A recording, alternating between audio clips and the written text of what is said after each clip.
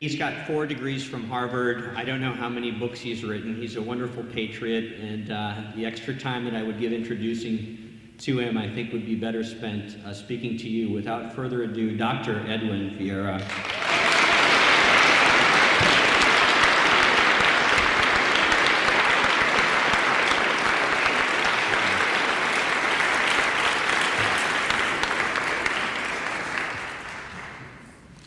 Thank you, Tommy. Ladies and gentlemen, I'm rather humbled to be in this presence, not only in the presence of you, but of course in the presence of the spirits of the patriots who are with us today, one can be assured.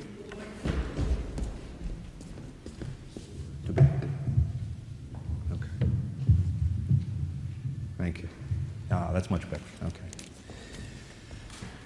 We gather here today not just to celebrate in rhetoric a remarkable event from America's past. The original Boston Tea Party on the 16th of December, 1773, was not simply a colorful episode that transpired more than 2 centuries ago under circumstances that are no longer relevant to modern Americans' lives and liberties.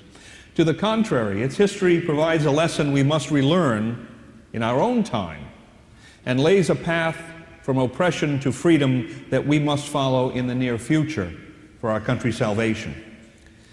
Through the Boston Tea Party, colonial Americans emphasized in deeds certain truths of political philosophy and political science that retain perennial significance and applicability.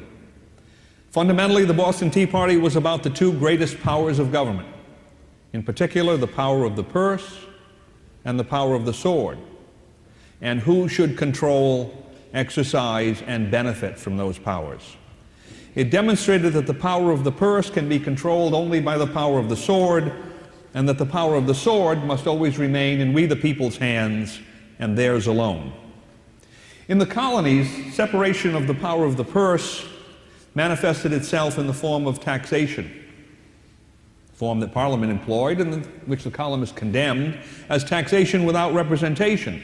Now, the key term here is not taxation, it is without representation. Taxation without representation allows for, facilitates, and encourages redistribution of wealth from those individuals who are not represented to those who are, thus serving special interests and factions rather than the people as a whole.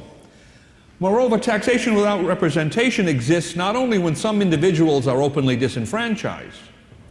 In contemporary America especially, it typically involves false representatives who disregard, neglect, and even knowingly and intentionally betray their constituents' interests. The Stamp Act in 1765 and the Townshend Act in 1767 embodied taxation without representation, pure and simple. Parliament enacted those statutes for the purpose of raising revenue through exactions imposed on the colonists, but without political participation on their part. The Tea Act of 1773 went further by using taxation without representation to create a profitable monopoly for the East India Company. The East India Company was an imperial establishment designed to extend throughout the world the power of the British oligarchy of high finance. Today it would be recognized as an agent of economic globalization, worked in aid of political globalization. By the Tea Act, Parliament licensed the East India Company to import tea into the colonies free of British customs and duties, which enabled the company to dump its product in America at prices that undercut colonial merchants, thus increasing the company's profits to the special benefits of its stockholders, which included King George III himself. This was taxation without representation that ironically lowered taxes for a few favored friends of the British financial oligarchy, thereby enabling them to loot the far greater number of Americans who were politically unrepresented but economically subject to the company's monopoly. Well, of course, the colonists considered it intolerable for Parliament to subsidize a politically influential transnational corporation at the expense but without the consent of American merchants and consumers. They were too astute to be deceived by the convoluted form that redistribution of wealth assumed.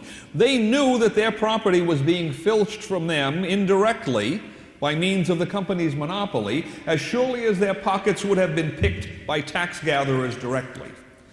Soon, and rightly, colonial Americans' indignation rose to white heat. "Are we to be given up to the disposal of the East India Company?" asked an anonymous editorialist in a newsletter aptly entitled The Alarm. "Their conduct in Asia has proven," this writer warned, "how little they regard the laws of nations, the rights, liberties, or lives of men. They have levied war, excited rebellions, dethroned lawful princes, and sacrificed millions for the sake of gain. The revenues of mighty kingdoms have centered in their coffers. And these not being sufficient to glut their avarice, they have, by the most unparalleled barbarities, extortions, and monopolies, stripped the miserable inhabitants of their property and reduced whole provinces to indigence and ruin." Well, finally, public disgust fathered, as it always must, direct action. Over protests from patriots, Massachusetts Governor Thomas Hutchinson had taken a hard line and ordered the East India Company's tea to be unloaded at Boston from 3 of the company's ships. When the final word of this official intransigence reached a mass assembly at Old South Meeting House, Samuel Adams announced that this meeting can do nothing more to save the country. And that was the signal for patriots disguised as Mohawk and Narragansett Indians to take into their own hands the power of the sword, to march to Griffin's Wharf and forcibly remove the tea from the ship's hold and cast it into Boston Harbor. Adams was prescient. After the Tea Party, mere meetings among patriots could do nothing more to save the country, for Parliament enacted the Coercive Acts. With closure of the port of Boston and the appointment of General Thomas Gage as military governor, the British version of Homeland Security based on martial law descended upon Massachusetts with a vengeance. In short order, though, the steps that Gage then took to disarm the colonists led to Lexington and Concord.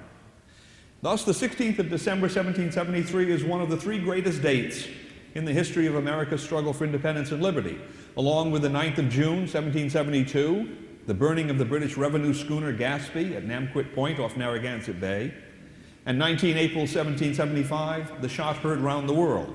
And what do all of them have in common? Each proved that ultimately the only way to gain and hold the power of the purse is with the power of the sword.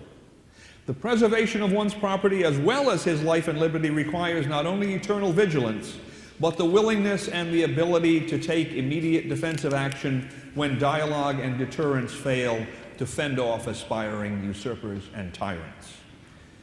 Today, Americans find themselves confronted by a problem analogous to, but far worse than the one that vexed our colonial ancestors. America suffers from pervasive taxation without representation that operates through a monopoly more far-reaching, dangerous, destructive, and vicious than the East India Company. This monopoly is called the Federal Reserve System. It includes not only the actual banking cartel, but also all of the parasitic, non-American, un-American, and even anti-American institutions, enterprises, and individuals, public and private, domestic and foreign, allied with and fattening off of it at common Americans' expense.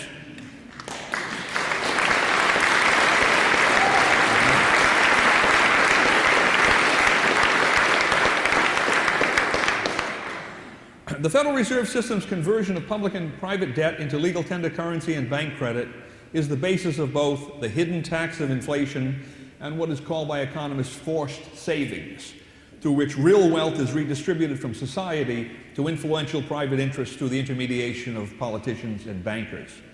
And if it were not enough that the banking cartel's looting has assumed gargantuan proportions, the system's inherent instability has now caused not only an accelerating collapse of paper values in the fantasy world of high finance, but also an intensifying contraction in the production and distribution of real goods and services, in response to which the system and its agents and allies in the Department of the Treasury are flooding the markets with massive doses of new liquidity, as they call it, that will soon threaten not simply the United States, but even most of the rest of the world, with hyperinflation, depression, or most likely hyperinflation accompanied with or followed by depression.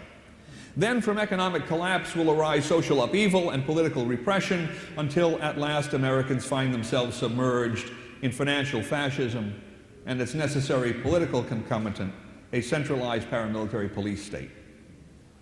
To make matters worse, Because the Federal Reserve System's inherent instability has finally rendered its currency a liability even to the global financial brokers themselves, that currency is apparently slated to be replaced in the not-so-distant future by some new regional or even global fiat currency for which the names Amero and Phoenix have already been touted. Such an eventuality will relegate the United States to a subservient economic position in the world, controlled by a supranational tyranny of corporate finance that allows Americans no representation whatsoever. So yes, they are unloading the tea, and even worse than that, on America once again. So what needs to be done? Americans must reassert their own control over their own money, rid themselves of the Federal Reserve System, and reject out of hand each and every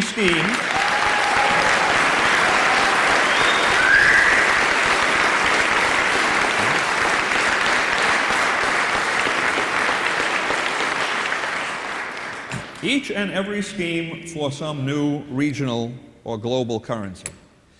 Unfortunately, to eliminate the Federal Reserve System will not be as easy as burning the Gaspee at Namquit Point, or dumping the tea from the Dartmouth, the Eleanor, and the Beaver into Boston Harbor. As the recent presidential election must now have taught even the dullest among our countrymen, real change, that is, actual reform, has nothing whatsoever to do with choosing one of the two major political parties' candidates over the other.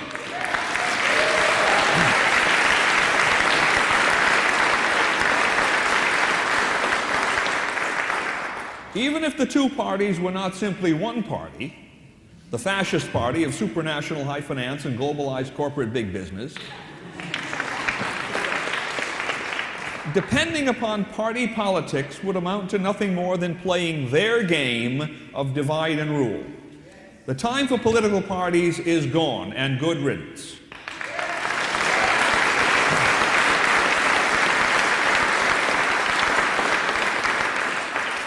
Now America needs a mass political movement based not upon political parties, special interest groups, and other antisocial factions, but upon we the people themselves. A movement that finds its inspiration, direction, and above all, legal and moral authority in the Declaration of Independence and the Constitution, because those documents are the embodiments of we the people's will, the statements of we the people's political power, and thus the guarantors of we the people's national independence, individual liberties, and economic welfare. So this must be a movement of and for self-government. Self-government can no longer be the theory on which this country operates. It must become the actual practice. For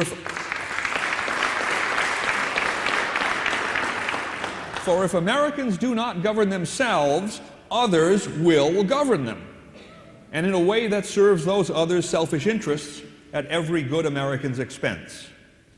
Ultimately, I believe this movement must center on revitalization of the constitutional militia of the United States.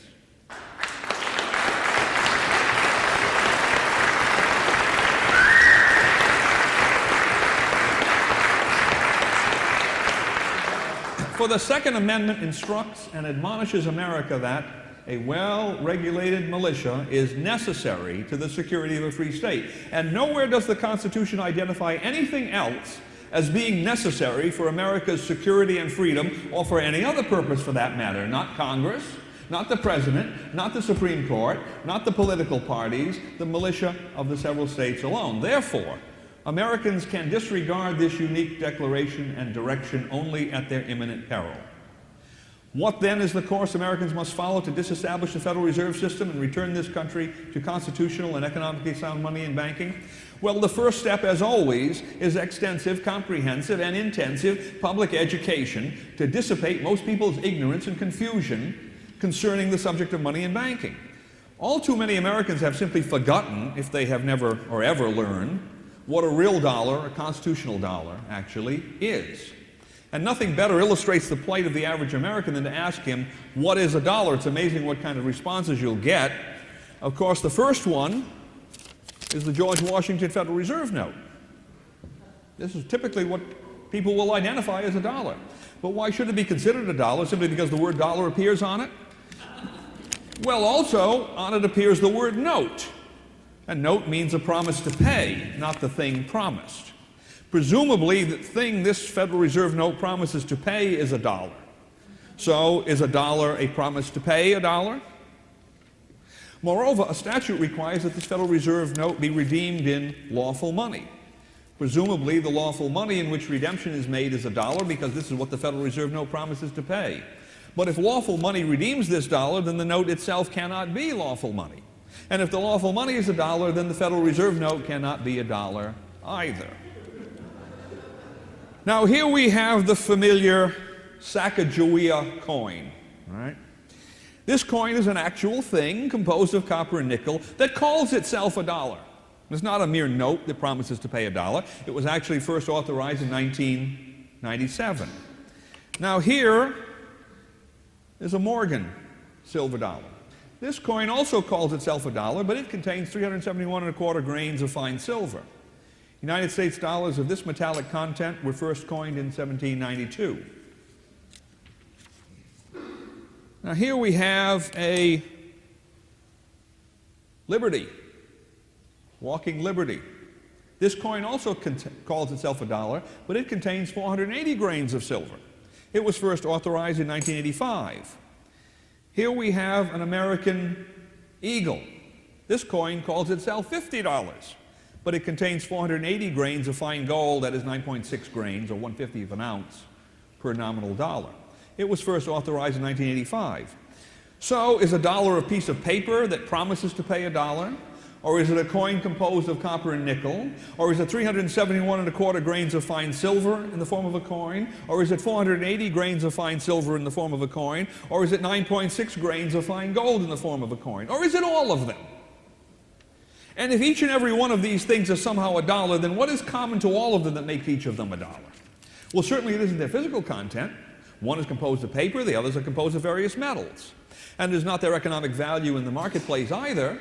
A George Washington Federal Reserve note is a promise of a bank to pay $1, but although a $1 Federal Reserve note has the same purchasing power as the base metallic Sacagawea coin, it certainly does not have 1/50th of the purchasing power of a $50 American Eagle, or even the same purchasing power as a $1 American Liberty or a Morgan silver coin. Moreover, each of the coins asserts that it has the value of one or more dollars, but the purchasing power of a nominal dollar in gold is greater than the purchasing power of a nominal dollar in silver, and the purchasing power of either is greater than the purchasing power of a nominal dollar in base metals. Yet each and every one of these coins is authorized by Congress at this very instant. So is this melange of coinage, what single thing or measure of economic value is $1? Or is anything at all that has the word dollars stamped on it $1? Simply because Congress and the Federal Reserve System so decree? Well, anyone with even the most tenuous hold on reality is able to comprehend the intellectual chaos, absurdity, and downright fraud in this system. Let me give you a simple example. Here is a card which says 1 cow. How now? Is this a cow? All right. 1 cow by order of Congress.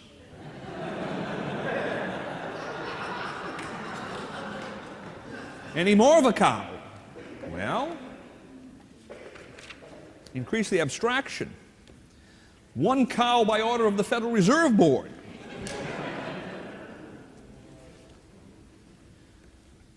One cow by order of the Federal Livestock Board. This is legal tender for all debts, public and private. I take it that one does not have to be a farmer to see the absurdity in this sequence.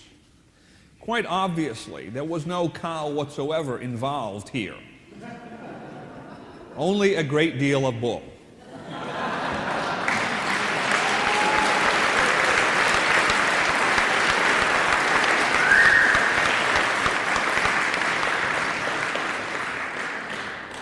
Now apply the same commonsensical analysis to the present monetary system. Card, $1. Is this $1? No. $1 by order of Congress.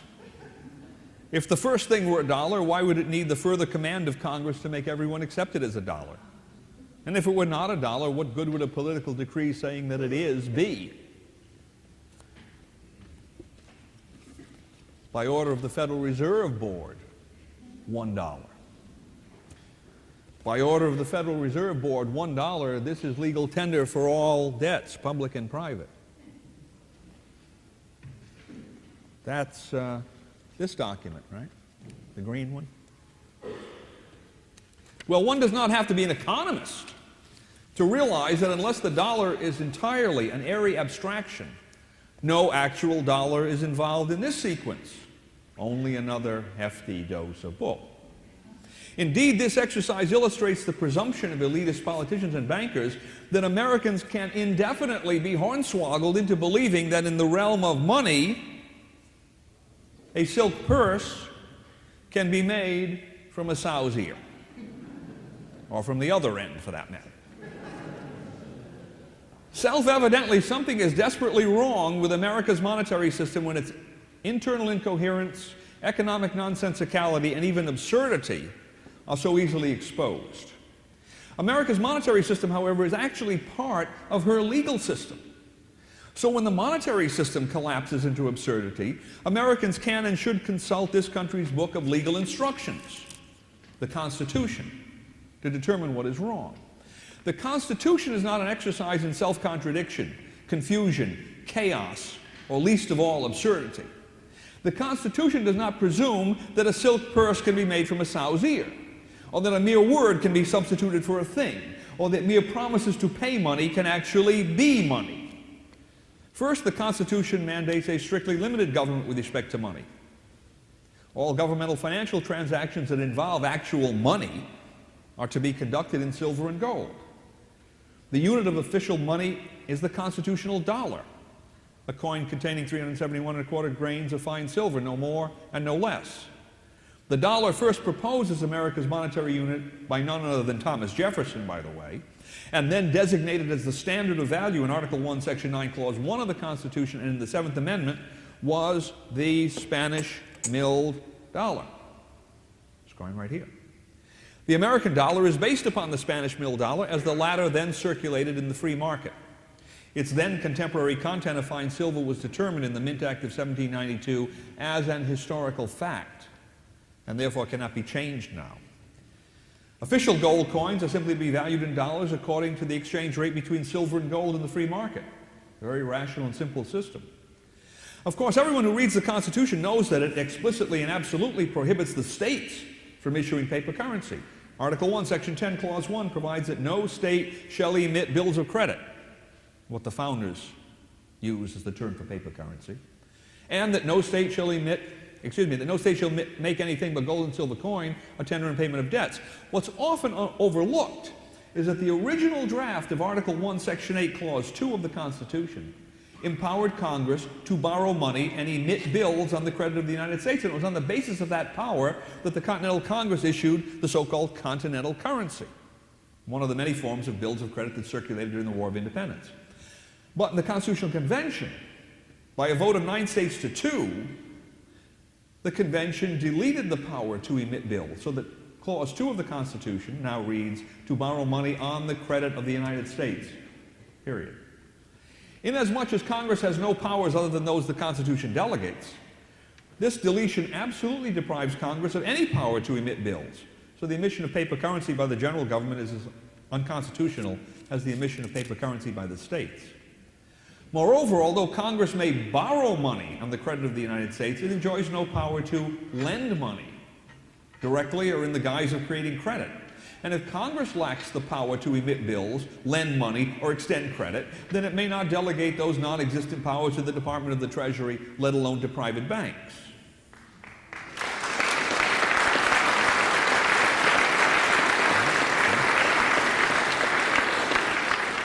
Second, the Constitution secures individual freedom with respect to money and banking. Americans are free to choose whatever non-fraudulent currency and forms of banking they may desire for their own private transaction. Third, the Constitution outlaws all banking monopolies. The overriding principle is separation of bank and state. That is, no political and financial establishment linking private financial interests with the government is allowable. It is the flouting of this restriction that is primarily responsible for the economic crisis plaguing America today.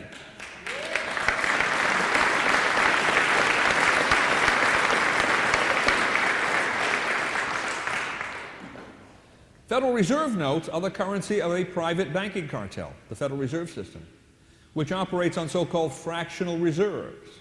Using fractional reserves, the Federal Reserve System creates currency and debt many times greater in nominal dollar value than the debts on which that currency and credit rest. So the result is an inverted financial pyramid in which at the bottom a small foundation of debts of uncertain values attempts to support at the top a huge superstructure of currency and credit. Well, as long as each apparent dollar's worth of new debt at the bottom seems to prop up this new currency and credit, economic activity in society continues to expand. But should enough of those debts prove bad, disaster follows, because each dollar's worth of debt that must be written off at the bottom requires many dollars worth of currency and credit to be extinguished at the top. Then the economy rapidly stagnates and sinks into recession or even collapses into depression. Well, the Federal Reserve System is not merely a private banking cartel, but instead it is interlocked and underwritten by the Treasury of the United States. Indeed, there is a statute that makes the Treasury the surety for the redemption of Federal Reserve notes in lawful money should the banks fail. This political integration of bank and state renders the general government, and through it the American people as a whole, hostages to the vicissitudes of fractional reserve banking and allied speculative ventures in the world of high finance. That is why the present crisis in the fractional reserve banking system threatens not only the solvency of the banks and their clients, but also the solvency of the Treasury, the credit of the United States, and ultimately the economic stability, if not survival, of this whole country. Worse yet, the Federal Reserve System is a cartel established by Congress for the purpose of self-regulation by its member banks, again, all of which are private parties, not governmental entities. When in 1933, Congress attempted to set up similar self-regulating cartel arrangements throughout the rest of private industry under the National Industrial Recovery Act, the Supreme Court held, and I quote, that such a delegation of legislative power is unknown to our law and is utterly inconsistent with the constitutional prerogatives and duties of Congress. Well, the Federal Reserve System escaped condemnation in that particular case because its purported authority arose not from the National Industrial Recovery Act, but from the Federal Reserve Act of 1913, the unconstitutionality of which has evaded adjudication ever since. Well, self-evidently, the economic and legal chaos that has arisen throughout America's economy by structuring this country's monetary and banking systems on a delegation of legislative power that is unknown to our law and is utterly inconsistent with the constitutional prerogatives and duties of Congress dwarfs by orders of magnitude the harm that such an illegal delegation in any other industry could cause. And why? Because money and banking affect all economic activity throughout the entire country. And it will continue to have that effect, becoming increasingly more severe until the glaring contradiction between what the Constitution mandates and what politicians and bankers have done in defiance of it is finally resolved in the Constitution's favor.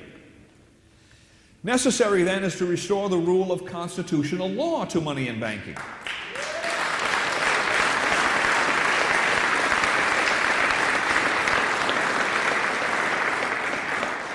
Which requires formulating a workable plan for reform. We, the people, enjoy all the constitutional authority that is necessary. Through the power of Congress to coin money and regulate the value thereof in a foreign coin, through the duty of the states not to make anything but gold and silver coin tender in payment of debts, and through the rights and powers of the people directly under the Second, Ninth, and 10th Amendments in particular. Notice that I do not propose working through the courts, even though at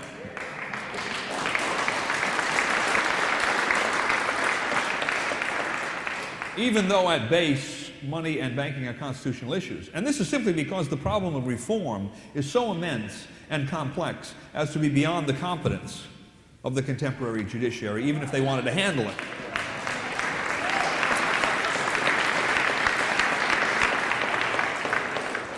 Congress, of course, has explicit constitutional authority over money, and it should exercise this authority in a constitutional manner. But that is not likely to happen in the foreseeable future for at least two reasons. First, the wrong people have colonized Congress.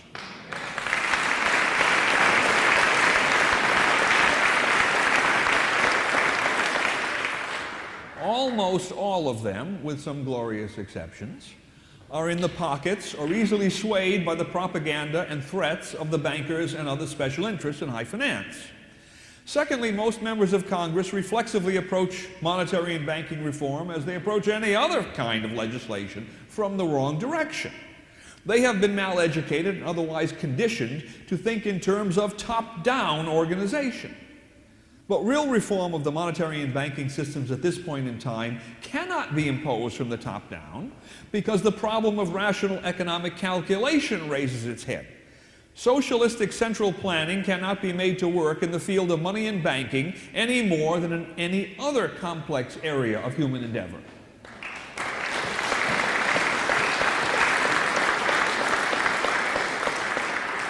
In fact, the present crisis in the area of money and banking is the proof of that principle, because the Federal Reserve System is actually a central planning socialistic or fascist mechanism, and it's shaking itself to pieces on the basis of the impossibility of such a system actually to calculate rationally.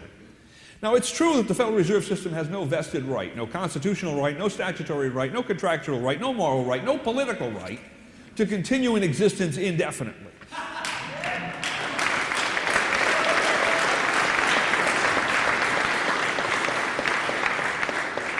Congress, showing a certain amount of prescience, even provided in Section 30 of the original Federal Reserve Act of 1913, and I quote, that the right to amend, alter, or repeal this act is hereby expressly reserved. But in practice, the Federal Reserve System and Federal Reserve notes cannot simply be eliminated at one fell swoop, here today, gone tomorrow. What will take the place of Federal Reserve notes is America's common medium of exchange when that tomorrow arrives. In what monetary unit will prices be denominated? What of all those outstanding contracts yet to be fulfilled that have always been understood to be payable in Federal Reserve notes?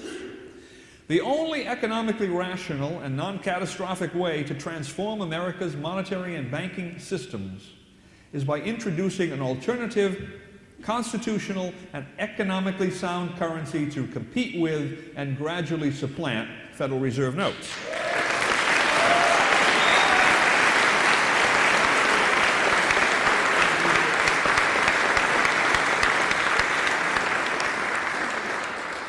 This will provide the free market with the opportunity, the means, and the time to establish a new and economically rational structure of prices for goods and services in this alternative currency, and simultaneously to phase Federal Reserve notes out of use. Now, this could be done right now by individuals acting on their own recognizance. Although Federal Reserve notes are legal tender, no one is required by law to use them as his sole medium of exchange. Rather, everyone is entitled to specify by contract that he will employ only silver and gold, or other currencies for that matter, in such a capacity, to the complete exclusion of Federal Reserve currency and credit. Such so-called gold clauses, and they picked up that name in the late 1800s because gold was the preferred medium for these contracts, are not particularly widespread today because their use incurs information costs, transaction costs, opportunity costs, regulatory costs that very few people are willing to incur, even if they understand that this alternative exists. The states, though, could organize their finances on a silver and gold basis, while minimizing costs because of the very large amounts of money that annually pass through their treasuries. Besides having this economic advantage, the states are also in an especially strong legal position. The Constitution directs that no state shall make anything but gold and silver coin to tender in payment of debts. In exercise of their reserved sovereignty, the states may use whatever they desire as media of exchange in the performance of their governmental operations. Even the Supreme Court sustained that principle in the late 1800s. And in that choice of media of exchange, the states enjoy complete immunity from intervention by Congress. Well, to this end, several years ago, I drafted a bill, originally for the state of New Hampshire, to bring a state's finances gradually onto a gold basis. And I understand that activists around the country, I think in New Hampshire, Indiana, Oklahoma, and maybe California, are even preparing now to promote variants of this bill in their states' legislatures.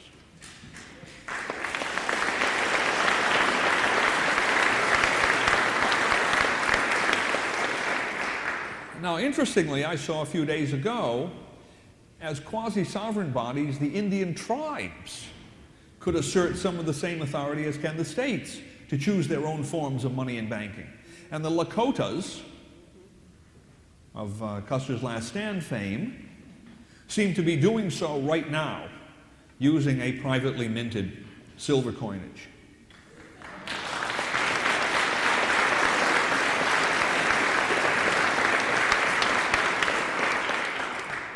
Finally, and perhaps most to the point in this particular discussion, we, the people themselves, through their states, in statutorily revitalized militia of the several states, could make silver and gold the media of exchange for their militia, as an aspect of preparing for economic homeland security.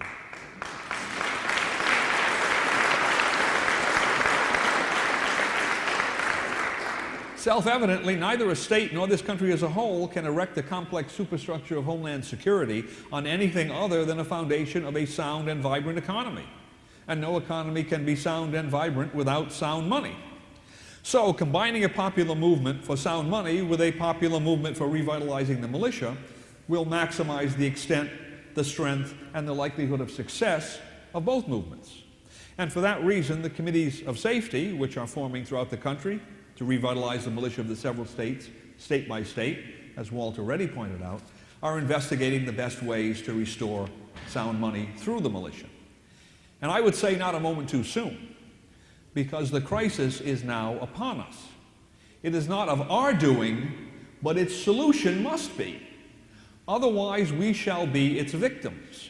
Indeed, the people now managing and profiting from this crisis intend for us to be its victims.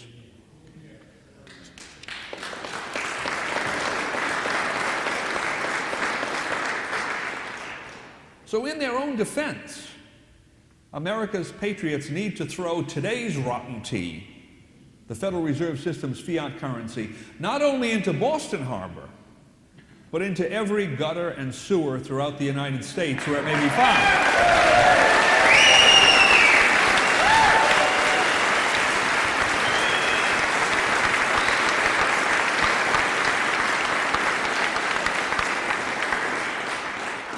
And to consign the Federal Reserve System to the same well-deserved historical oblivion as now inters the East India Company.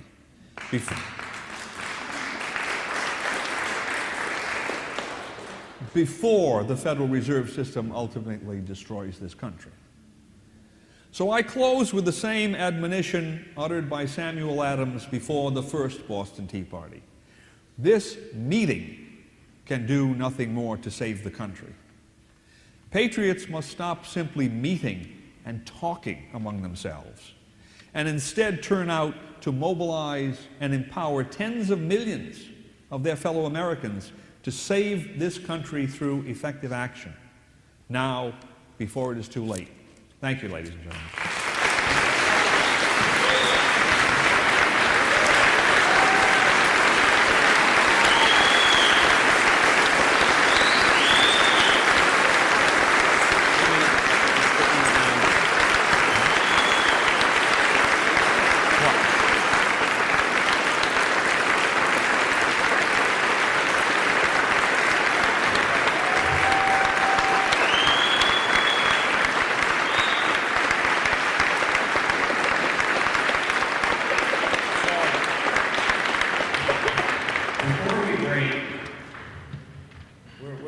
We're running late in this schedule, which is great. Edwin, of course, has 4 degrees from Harvard, one being from Harvard Law School, and he told me a wonderful anecdote the other night about what he studied at Harvard Law School and what he did not study, what he was not assigned. So I wonder if you could just retell that anecdote for us, because all of the law schools in the country really are pyramidally still organized under Harvard.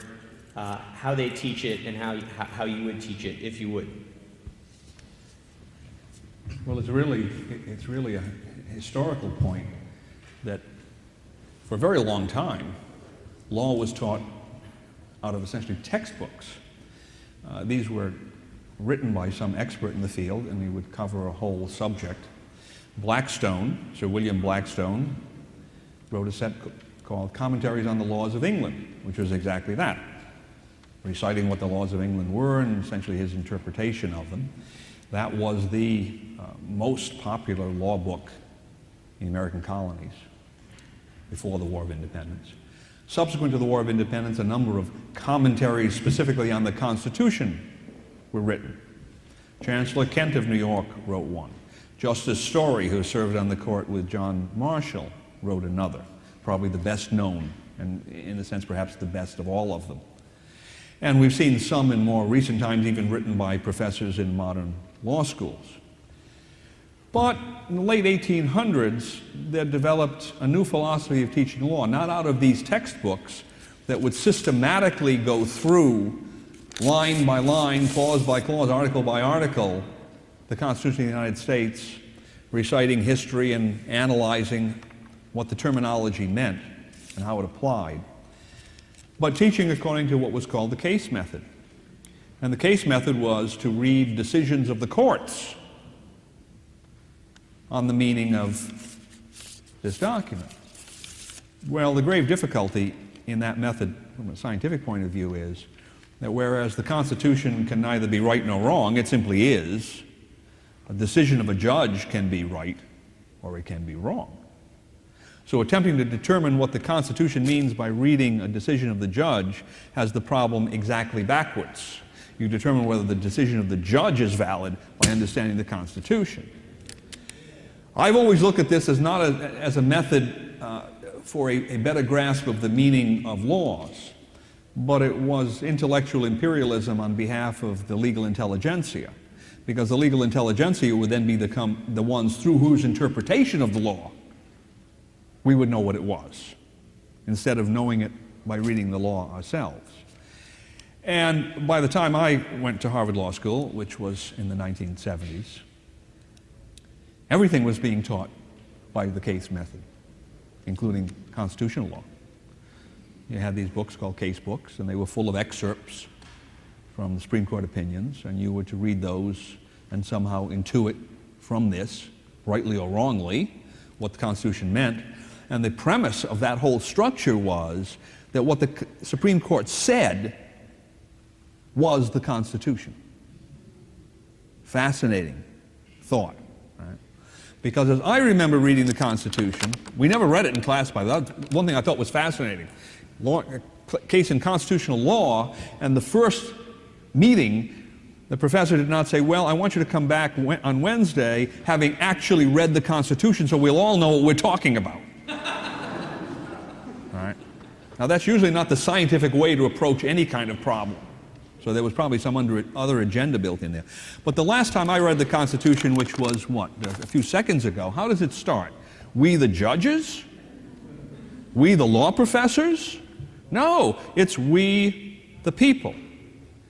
And there's a presumption built into that statement that we the people are capable of understanding this document if we the people are the ones who ordained and established it. And we do not need its meaning to be translated for us by some elitist group that has set itself up for that purpose.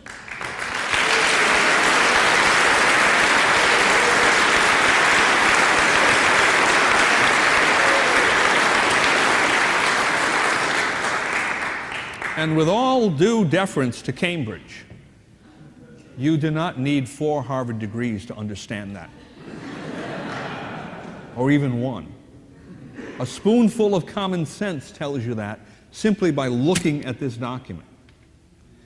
But I think if you want to study it from that perspective, you probably don't want to go to any of the big-name law schools in this country today.